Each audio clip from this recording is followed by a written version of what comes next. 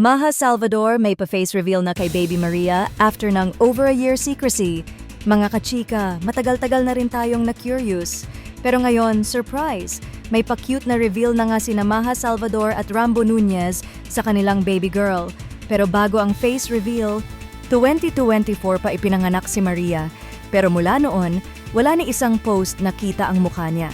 Kapag nagpo-post si Maha o Rambo, laging nakatalikod o may takip ang baby. Pero ngayon, boom!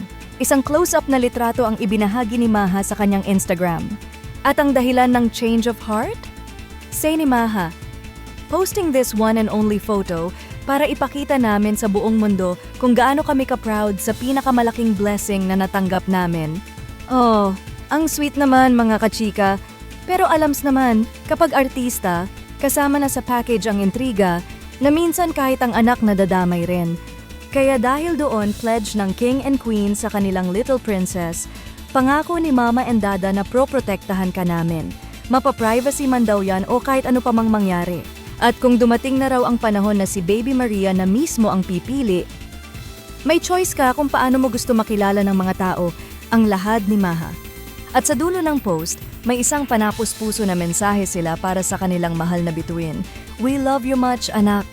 Mga kachika, sa wakas, nakita na rin natin ang cuteness ni Baby Maria. Pero klaro ang bilin ni Maha. This one and only photo lang daw ito dahil gusto nilang si Maria mismo ang pumili kung kailan at paano siya haharap sa spotlight. Kaya ano sa tingin niyo mga kachika? Tama lang ba na si Baby Maria ang may choice kung kailan siya haharap sa spotlight? O bitin pa kayo sa cuteness overload?